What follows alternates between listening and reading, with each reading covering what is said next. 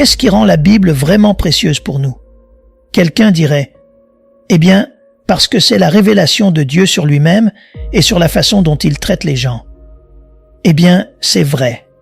Et il y a aussi beaucoup d'autres choses merveilleuses dans ce livre qui attirent notre attention et lui donnent la prééminence dans notre vie.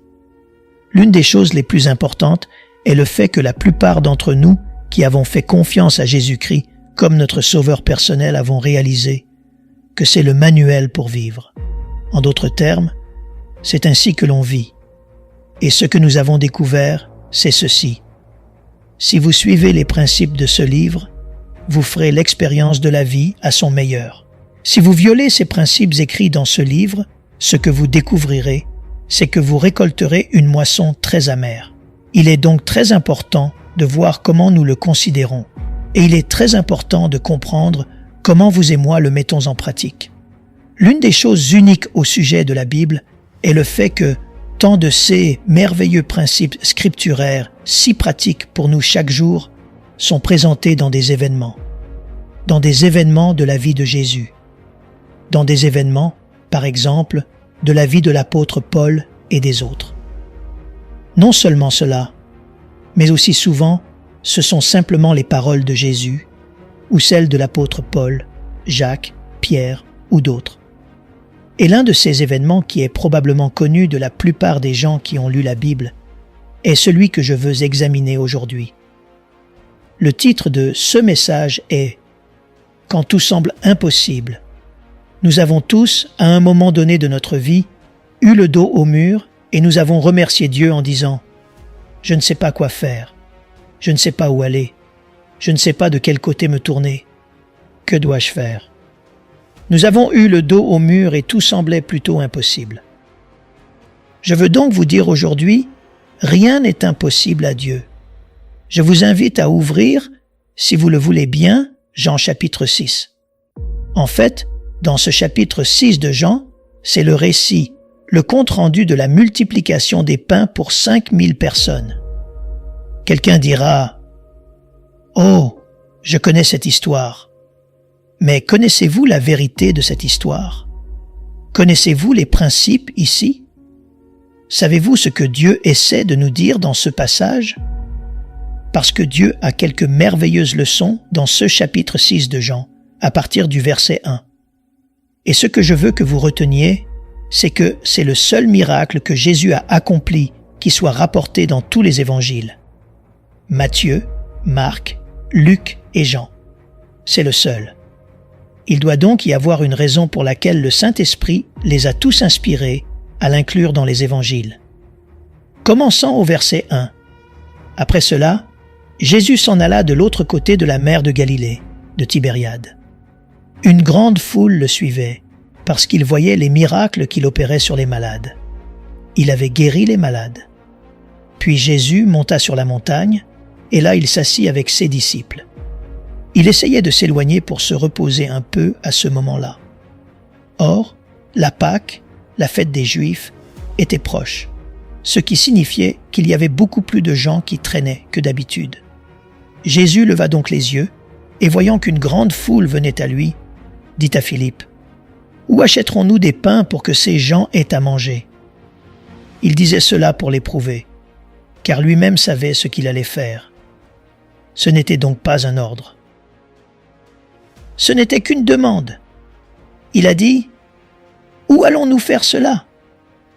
Philippe lui répondit, « 200 deniers de pain ne suffiraient pas pour que chacun en ait un peu. » Un de ses disciples, André, le frère de Simon-Pierre, lui dit, « Il y a ici un jeune garçon qui a 5 pains d'orge et 2 poissons. Mais qu'est-ce que cela pour tant de monde ?» Jésus dit, « Faites asseoir les gens. » Il y avait beaucoup d'herbe à cet endroit. Les hommes s'assirent donc, environ 5000. Jésus prit alors les pains et, après avoir rendu grâce, il les distribua à ceux qui étaient assis, de même pour les poissons, autant qu'ils en voulaient. Lorsqu'ils furent rassasiés, il dit à ses disciples, « Ramassez les morceaux qui restent afin que rien ne se perde. » Ils les ramassèrent donc et remplirent 12 paniers avec les morceaux qui restaient des 5 pains d'orge, laissé par ceux qui avaient mangé.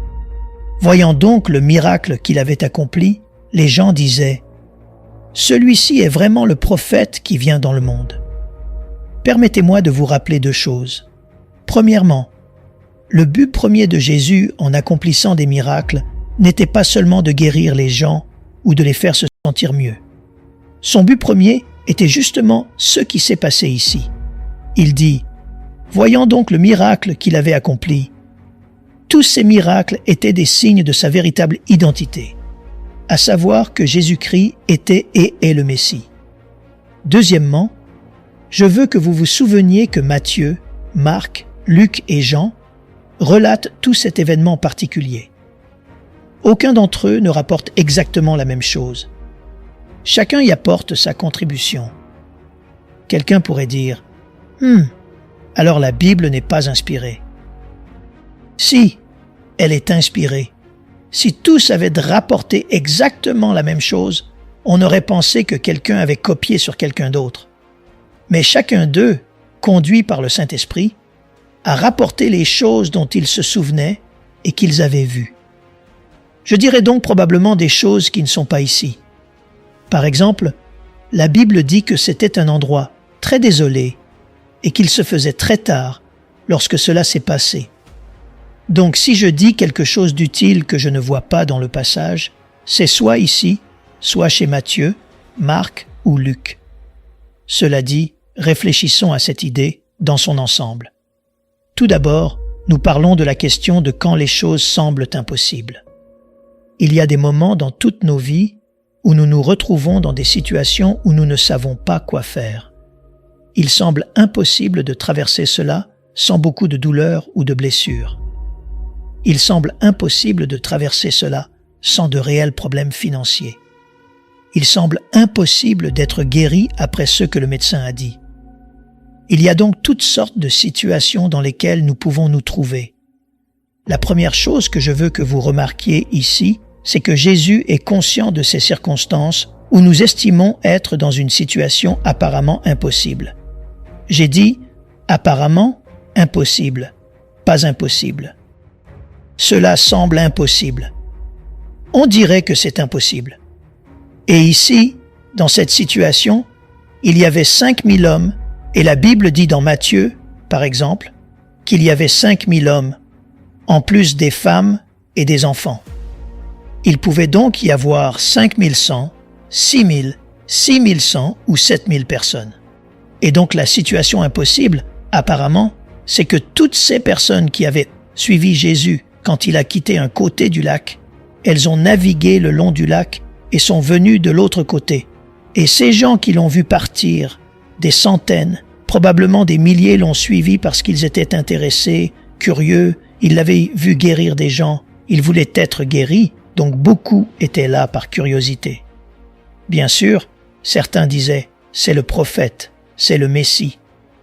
Et ils voulaient voir plus pour décider s'il l'était ou non. Les voilà donc maintenant, fatigués, épuisés. Ils l'ont écouté toute la journée. Et certains voulaient aussi être guéris et avaient faim. C'était la fin de la journée. Le soir était venu. Et les disciples ont dit « Renvoie-les ». Jésus a dit « Où allons-nous acheter de la nourriture ?» Et je veux que vous remarquiez quelque chose de très important. Et il y a beaucoup de petites leçons dans ce passage. Je veux que vous remarquiez ce qui se passe. Notez ce qu'il dit. Au verset 6, qu'il mettait Philippe à l'épreuve quand il lui a dit « Où achèterons-nous des pains pour que ces gens aient à manger ?» Et l'Écriture dit que Philippe lui répondit « 200 deniers pour le pain ne suffirait pas pour que chacun en ait un peu. » Un denier était une pièce romaine, et un salaire journalier serait d'1 denier. Puis je veux que vous remarquiez ce qui se passe. Philippe répondit, ou au verset 8, l'un de ses disciples, André, le frère de Simon-Pierre, lui dit « Il y a ici un jeune garçon qui a 5 pains d'orge et 2 poissons, mais qu'est-ce que cela pour tant de monde ?» Il avait donc fait le tour pour voir s'il y avait de la nourriture quand ils ont réalisé qu'il n'y en avait pas. Et voici ce que je veux que vous remarquiez. Dites « Amen ». Il a posé la mauvaise question. Regardez la question qu'il a posée. Il dit Il y a ici un jeune garçon qui a 5 pains d'orge et 2 poissons, mais qu'est-ce que cela pour tant de monde? Ce n'est pas la bonne question. La bonne question est: voici un jeune garçon qui a 5 pains et 2 poissons. Maintenant, Seigneur Jésus, que vas-tu faire avec cela? C'est la bonne question. Pas qu'est-ce que c'est pour tant de monde? Par exemple, quand vous et moi sommes confrontés à l'une de ces situations difficiles dans la vie, que nous avons le dos au mur ou que nous pensons que quelque chose semble impossible, que disons-nous? Nous disons: « Oh Seigneur, que vais-je faire ?» Mauvaise question. Rappelez-vous, c'est très important parce que cela va vous arriver. Seigneur, que vais-je? Que vais-je faire au monde? Combien d'entre nous ont posé cette question? Oh mon Dieu, que vais-je bien pouvoir faire? Ce n'est pas la bonne question. La bonne question est: Seigneur, que vas-tu faire? Rien n'est impossible lorsque l'invasion surnaturelle de Dieu par le Seigneur Jésus-Christ entre dans notre vie et intervient dans nos circonstances. Si moi seul dois y faire face, je vais avoir un problème. Mais s'il commence à s'en occuper, s'il le fait, si je le laisse faire, si je le reconnais, si je l'appelle à intervenir dans ma circonstance, il va le faire par compassion et par amour, quelle que soit la circonstance. Et nous nous demandons souvent pourquoi les choses ne se passent pas comme prévu. Nous nous demandons pourquoi nous n'arrivons pas à comprendre. Dieu ne veut pas que nous comprenions. Il veut que nous comptions sur lui, que nous lui fassions confiance et que nous l'appelions, comme il le dit. Et donc maintenant, ils disent: « Nous ne savons pas quoi faire, renvoyez-les. » Et il dit: « Non, je ne vais pas les renvoyer, je vais les nourrir. Combien d'argent avons-nous? Allons en acheter, nourrissons-les. » Ils n'ont absolument aucune idée de ce qu'il faut faire. Mais la Bible dit que Jésus sait ce qu'il va faire, ce qui m'amène au deuxième point. Non seulement il est conscient de notre situation, mais écoutez, il a toujours un plan pour nos situations apparemment impossibles. C'est-à-dire que Jésus n'est jamais pris au dépourvu. C'est-à-dire qu'il sait toujours ce qu'il va faire, comment il va le faire, où, quand, et il connaît exactement les ressources nécessaires. Peu importe ce à quoi vous êtes confronté dans la vie, il sait exactement quoi faire. Et pourtant, écoutez, les croyants, les chrétiens agissent comme des incroyants. Nous agissons comme des incroyants. Ô Seigneur, que vais-je bien pouvoir faire au monde? Nous tremblons et nous avons toutes sortes de problèmes. Et Seigneur, nous le disons à nos amis, nous voulons de la pitié, de la sympathie et tout ça. Vous devez tomber à genoux et dire: « Seigneur, que vas-tu faire? Que vas-tu faire? Maintenant, je sais ce que je peux faire. Ce que je peux faire ne sera pas suffisant. Ça ne marchera pas. Mais Dieu, ça marchera pour toi, parce que tu as dit qu'il n'y a rien d'impossible pour toi.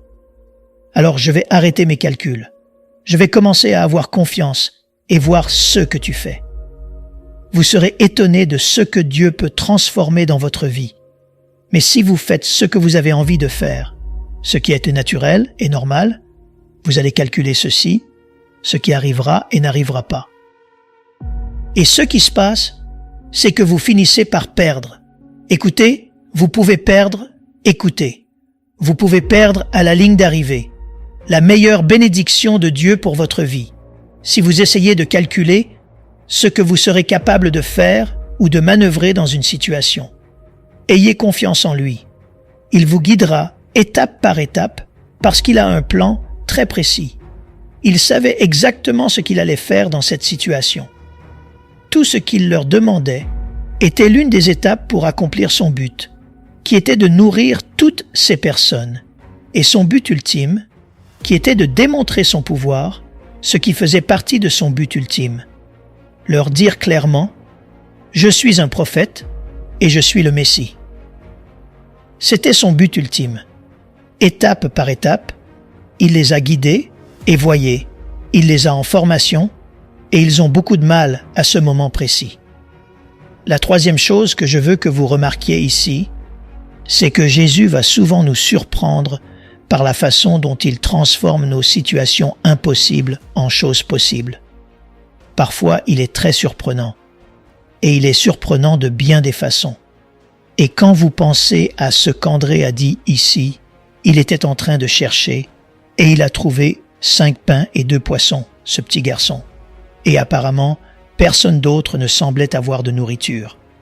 Et donc, nous en sommes à 5 pains et 2 poissons, et au moins, peut-être que je devrais dire que nous sommes arrivés à cela. Nous avons 5 pains et 2 poissons, et il y a encore toutes ces personnes dehors. Alors, qu'avons-nous appris ici? Quand il les a ramenés à Jésus, il a amené le garçon à Jésus. Maintenant, je ne pense pas qu'il soit allé le chercher et lui ait dit « Regarde le maître, donne-moi tes 5 pains et tes 2 poissons. » Je pense qu'il a amené le petit garçon à Jésus. Et soit que Jésus était assis, soit qu'il ne l'était pas, il s'est probablement agenouillé et a demandé son nom à ce petit garçon. Mais je pense qu'il a dû avoir une conversation suffisante pour lui dire « Veux-tu me donner ton déjeuner? Tout? Puis-je avoir tout ton déjeuner? Tes 5 pains et tes 2 poissons? » Oui, monsieur. Il a remis son pain à Jésus. Ce que je veux que vous reteniez, c'est ceci.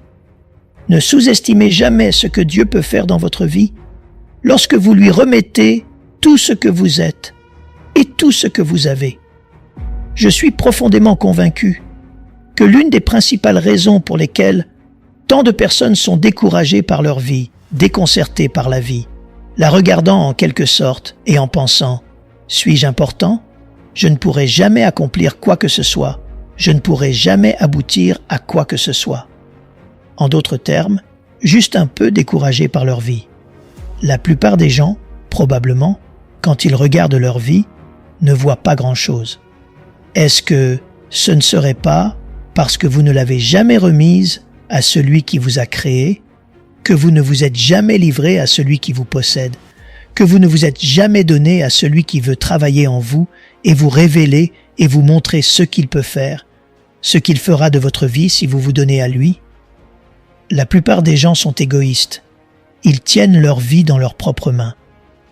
C'est de cette façon que je veux vivre, que je vais vivre. Voilà ce que je vais faire. Voilà ce que je vais avoir. Voilà où je vais. Et donc, leur vie suit leur propre plan. Et ce qu'ils ne réalisent pas, c'est ceci, que Dieu a le meilleur plan possible pour votre vie. Mais le seul moyen pour lui de faire fonctionner ce plan, c'est que vous ouvriez vos mains, que vous lui remettiez votre vie, que vous vous livriez à lui absolument et totalement. C'est là une pure affaire de confiance. Croyez-vous que Dieu a le meilleur plan? Absolument. Êtes-vous disposé à lui permettre de vous montrer le meilleur plan? La plupart des gens ne le sont pas. Eh bien, vous savez, ils trouveront toutes sortes de raisonnements. Eh bien, vous savez, j'ai fait de mon mieux, et c'est pour cela que je pense être formé. Et c'est ce que je fais de mieux, et voici mes dons. Et donc, ce qu'ils ont fait, c'est qu'ils se sont enfermés dans leur propre petit plan minable, alors que Dieu a le meilleur. Mais vous devez vous ouvrir à lui pour voir ce que Dieu pourrait faire de moi. Je lisais juste ce matin qu'en 1949, le rassemblement sous tente en Californie, autour d'Hollywood, était dirigé par un fermier de 30 ans de Caroline du Nord. Et ce rassemblement sous tente est devenu l'incroyable scène à partir de laquelle Dieu a mis en mouvement tout le ministère de Billy Graham, qui a touché ce monde à de nombreuses reprises. Un fermier de 30 ans de Caroline du Nord. Qui est-ce? Alors la prochaine fois que vous pensez « Eh bien, qui suis-je » laissez-moi vous dire quelque chose. Écoutez-vous? Dites « Amen ». Amen. Peu importe qui d'autre sait qui vous êtes. Vous connaissez quelqu'un qui sait exactement qui vous êtes et ce qu'il est prêt à faire dans votre vie si vous le laissez faire. La dernière chose que je veux mentionner ici, c'est qu'il utilisera ces circonstances apparemment impossibles dans notre vie pour nous enseigner, nous former et nous faire grandir. Et si vous pensez simplement à ce qui est arrivé à ses disciples ici, quand ils l'ont regardé faire cela, quel impact cela a eu sur leur vie. Il fera la même chose dans votre vie et la mienne. Regardons cela un instant. Et la première chose que vous voyez ici, c'est que cet incident a renforcé leur foi. Comment auraient-ils pu douter? Ils l'ont regardé faire. Il n'y avait aucun doute, aucune manipulation. 5 petits pains d'orge, 2 poissons, et il a nourri 5000 hommes, plus les femmes et les enfants. Comment a-t-il fait cela? Par la puissance formidable de Dieu. Ils l'ont vu, écouté, ils ont vu, ils ont regardé, et leur foi a été renforcée. Ils ont vu la puissance de Dieu, c'est-à-dire qu'il a démontré sa puissance formidable. Qu'a-t-il fait? Et voici ce que je pense qu'il a fait. Parce que la Bible ne dit pas comment il l'a fait. Mais il a pris ces 5 pains et ces 2 poissons, et la Bible dit qu'il a prié et remercié le Père. Puis il a commencé à le rompre et à le passer à ses disciples, et il a continué à le rompre. Et le fait intéressant est que chaque mot dans la Bible est important. Et souvent le langage, le grec, etc. est important. Dans le chapitre 6 de Marc, si vous regardez un instant, voici ce qui se passe. Au verset 40, il est écrit qu'ils s'assirent par groupe de 100 et de 50. Or, je veux que vous regardiez le libellé de ce verset 41, car c'est ainsi, je pense, qu'il l'a fait. Et Marc rapporte cela. Il dit « Il prit les 5 pains et les 2 poissons, et levant les yeux au ciel, il rendit grâce. Il rompit les pains, et il les donna aux disciples pour les distribuer au peuple. Et il partagea aussi les 2 poissons entre eux tous. » C'est-à-dire qu'il continua à le faire. Que se passe-t-il ici? Voici ce qui se passe. Il commence à le rompre et à le donner à ses disciples. Et il continue à le rompre et à le leur donner. Et que se passe-t-il?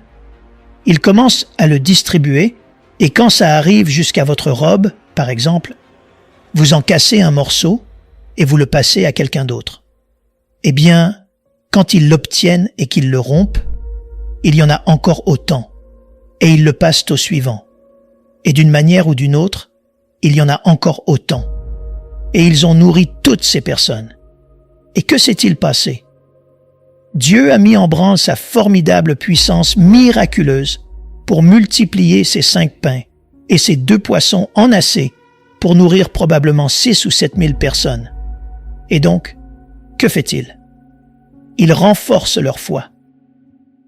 Il vous permet de vous retrouver dans une situation impossible dans votre vie. Que prépare-t-il? Il a un plan. Une partie de son plan consiste à renforcer votre foi. Une partie de son plan consiste aussi à démontrer sa puissance à l'œuvre dans votre vie. Une partie de son plan consiste également à démontrer son amour, qu'il vous aime assez. Il aimait ces gens. Il ne les avait jamais vus auparavant, pour la plupart. Il les aimait. Il était rempli de compassion, ému de compassion. Dieu nous aime. Alors que fait-il? Il œuvre dans notre vie. Il commence à œuvrer dans notre vie de telle manière que nous voyons les choses les plus étonnantes se produire. Que fait-il? Il nous manifeste son amour, tout comme il l'a fait pour eux. Autre chose qu'il a faite, il leur a révélé combien ils étaient inadéquats. Il a dit « Allez acheter de la nourriture. » Nous ne pouvons pas faire cela. Nourrissez-les. Avec quoi allons-nous les nourrir? Et donc, souvent, Dieu nous met dans ces situations où, le dos au mur, nous voyons que sans lui, que pouvons-nous faire dans la vie? Écoutez, si vous vivez votre vie en fonction de vos ressources, de vos capacités, de vos talents, de vos dons, vous allez manquer votre but, vous allez être déçus, vous allez échouer dans la vie.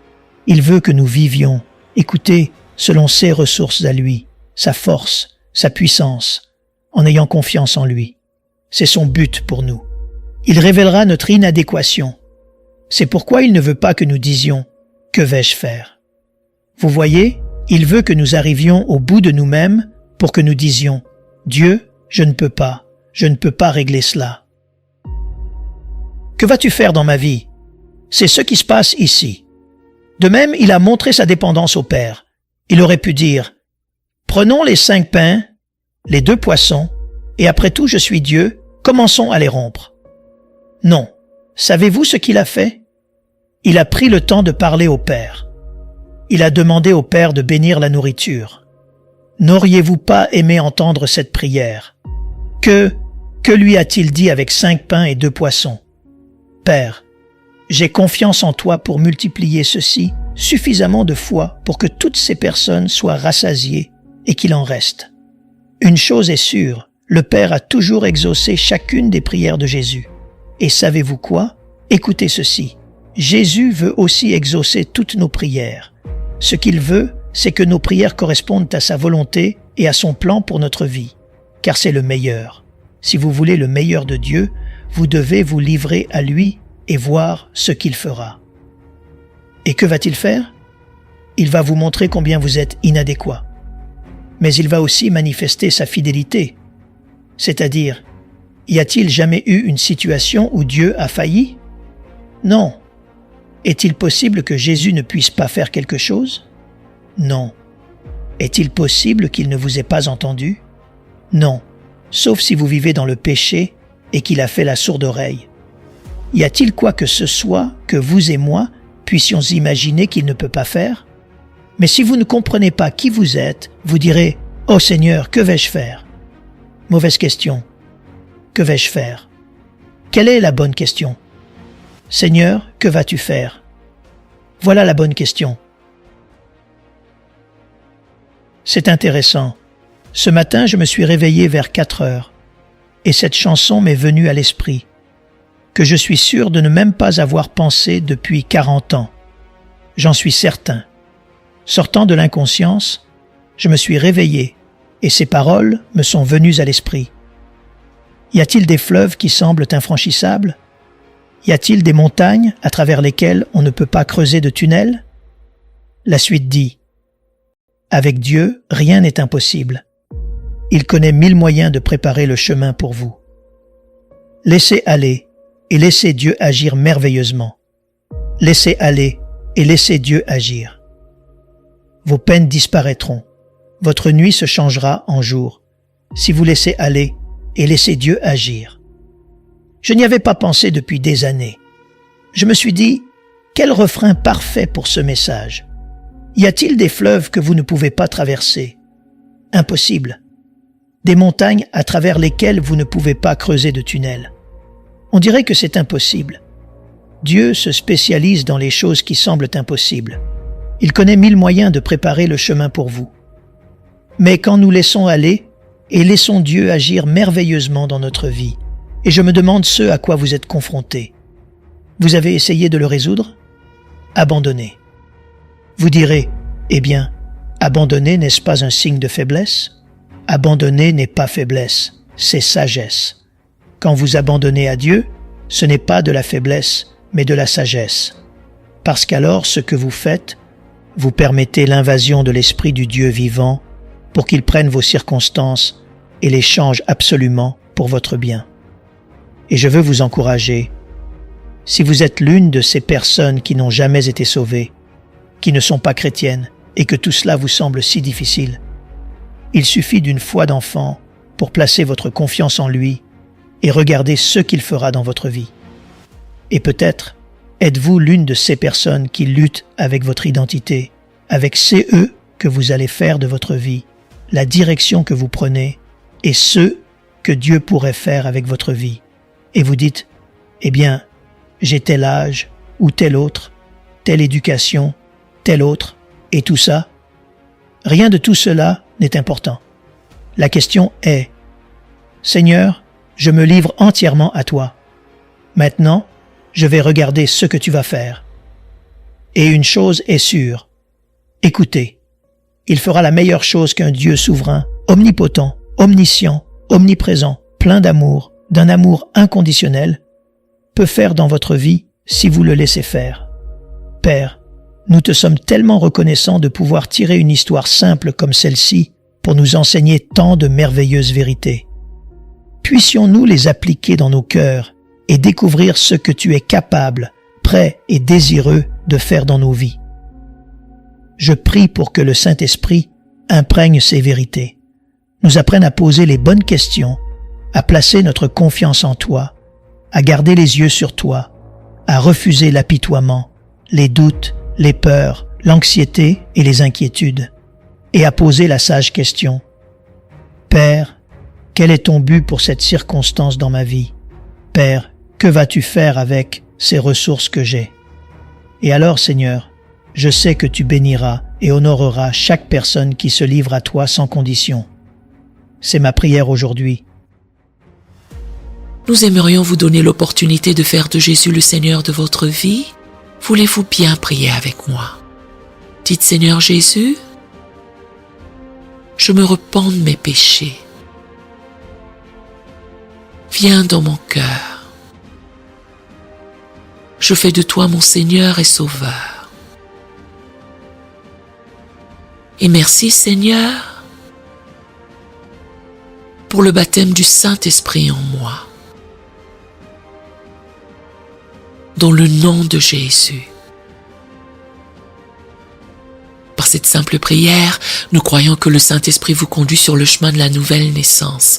Allez dans une bonne église dont le fondement est la parole de Dieu, passez par les eaux du baptême et donnez à Dieu la première place. Nous espérons de tout cœur que ce message vous encouragera. Si vous connaissez quelqu'un qui puisse être encouragé, s'il vous plaît, envoyez-le lui pour nous aider à atteindre plus de gens et à propager l'Évangile. Édifions le corps de Christ ensemble. Appuyez sur la cloche des notifications et merci infiniment de nous soutenir en vous abonnant à notre chaîne. N'hésitez pas à laisser vos requêtes de prière dans la section des commentaires. Sachez que même si vous ne voyez pas de réponse à votre requête, que ce soit sur YouTube, email, Facebook ou sur Messenger, nous avons prié pour vous. Nous invitons humblement le corps de Christ à soutenir chaque requête en écrivant une prière dans la section commentaires. Tenez-vous ferme dans la foi avec nous pendant que nous prions.